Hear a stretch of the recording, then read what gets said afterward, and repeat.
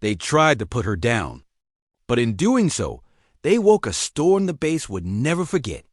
Her name was Elena Carter, 29, quiet, reserved, and newly transferred to Fort Ridge Military Base.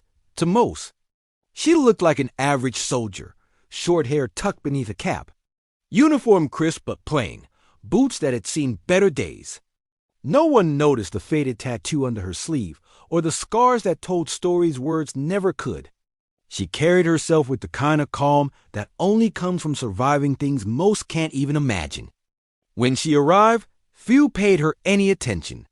The base was full of big personalities, loud men who carried their ranks like medals and arrogance like perfume. Elena kept her head down, did her duties, and spoke little. The others mistook her silence for weakness. In the mess hall, they joked behind her back. "New girl doesn't talk much," one said. "Maybe she's scared," another laughed. Someone else added, "Maybe she's just another recruit who quit before the month's over." Elena smiled faintly but said nothing. She wasn't there to prove herself. Not yet. Over the next few weeks, she performed her tasks with precision. Early mornings, long drills, endless cleaning rotations, she handled them all without complaint. But whispers followed her wherever she went. Some said she had no field experience. Others claimed she was just there to fill a quota. Then came Sergeant Briggs, tall, loud, and proud. A man who measured respect by how loudly others saluted him. He made it his mission to toughen up the new recruit.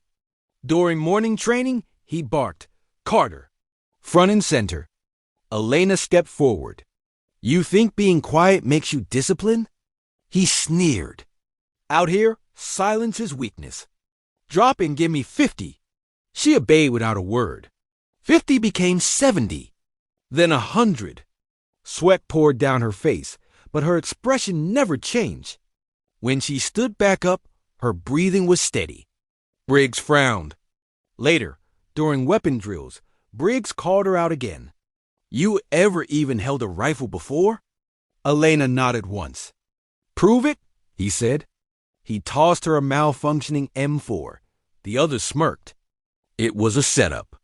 She examined the weapon calmly, fingers moving with quiet familiarity. Within seconds, she fixed the jam, adjusted the sights, and fired 3 precise shots at the target. Each bullet landed dead center. The laughter stopped. Briggs' jaw tightened. "Beginner's luck," he muttered. But inside, something told him she wasn't a beginner at all. Days turned into weeks. The teasing became bolder. During lunch, someone accidentally spilled coffee over her uniform. Another time, her gear went missing before a field drill. Each time she reacted the same, calm, composed, unbothered. Her silence began to feel intimidating. Then came the day everything changed. It was supposed to be a routine endurance test, a 20-mile trek across uneven terrain under the scorching sun. Briggs was in charge. He smirked when he saw her tighten her boots at the start line. "Carter," he said, "if you fall behind, don't bother finishing." Elena said nothing. She adjusted her backpack and started running. By mile 10, soldiers were gasping for air. By mile 15, half the group had slowed down. Briggs barked orders, his own breath growing heavy. But Elena kept moving at a steady pace, expression unreadable. Her uniform was soaked in sweat, but her eyes stayed sharp. By the end of the run, she was the first to cross the line. The others stumbled and minutes later, stunned. Briggs glared at her, but said nothing. That night, in the barracks, whispers filled the air. "Who is she really? She's not normal. Nobody runs like that without breaking. Maybe she's special forces." The next morning, Colonel Hayes, the base commander, announced a surprise inspection and a classified exercise. "All squads report to the field at 0600, he ordered. The exercise was unusual. A simulated hostage rescue under blackout conditions. No communication, no visibility, only instincts and training. Each squad was to plan and execute the mission independently. Briggs' unit, including Elena, drew one of the toughest simulations, a multi-room infiltration with simulated hostiles. Briggs wasn't happy. "She'll slow us down," he muttered. Elena said quietly, "Permission to take point, sir." The room went silent. Briggs laughed. "You? Take point? You think you can lead my squad?" Hayes, who was observing, raised an eyebrow. "Let her." The mission began. Darkness swallowed everything.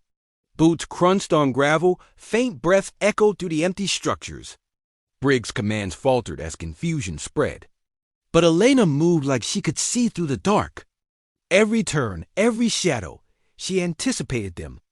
When simulated hostiles appeared, she neutralized them swiftly and silently. Her movements were surgical, her timing impeccable. The squad, initially hesitant, began following her lead. Within minutes, she had coordinated the extraction flawlessly. When the lights came on, the scoreboard flashed. Mission success. Fastest time recorded. Briggs stared at her, speechless. Hayes stepped forward. "Sergeant Carter," he said slowly, "care to explain where you learned that?" Elena stood straight.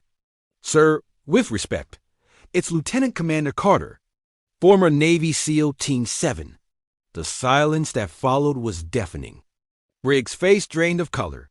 "You mean—" "Yes, sir," she said calmly. "I was part of classified operations for 6 years before reassignment. My records were sealed under Red Protocol." The colonel's expression softened. "You didn't correct anyone's assumptions." "I wasn't here to remind anyone who I was," she said. "I was here to remember why I started." Word spread across the base like wildfire. The woman they mocked, ignored, and tested was a Navy SEAL, one of the few to ever serve at that rank. Soldiers who had laughed now stood in quiet respect when she passed. But Elena didn't seek glory. She kept training alongside them, offering advice, fixing weapons, and helping rookies. Her presence began changing the tone of the base. The arrogance faded.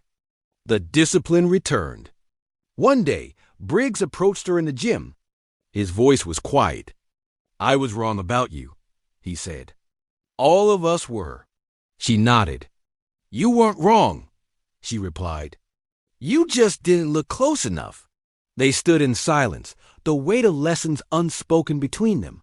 Weeks later, during a base-wide evaluation, Elena was asked to lead a multi-unit exercise. This time, Briggs was her second in command. She didn't boast, didn't lecture. She simply led by example, efficient, precise, calm. The results were exceptional. For the first time, Fort Ridge topped the regional performance rankings.